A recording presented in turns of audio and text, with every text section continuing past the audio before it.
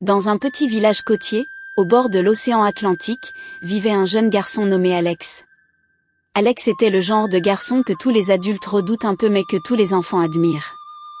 À 12 ans, il était aussi vif qu'une anguille et aussi espiègle qu'un singe dans un champ de bananes. Ses yeux pétillants et son sourire malicieux le rendaient immédiatement sympathique, mais ceux qui le connaissaient savaient qu'il fallait toujours être sur ses gardes en sa présence.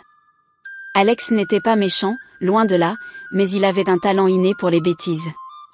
Il pouvait transformer la moindre activité quotidienne en une aventure rocambolesque.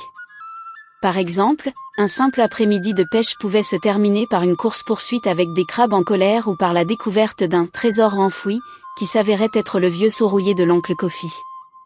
Ce jeune garçon aimait particulièrement explorer les moindres recoins du village et de ses environs.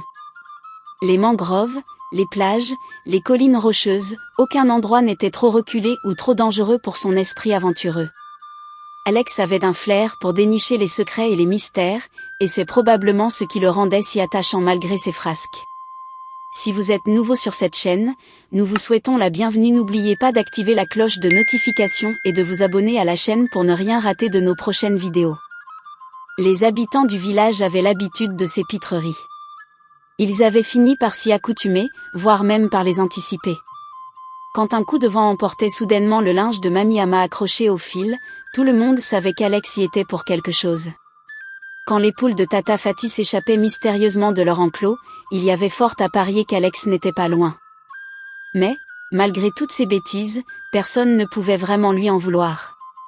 Son enthousiasme et sa joie de vivre étaient contagieux, et puis, qui pourrait rester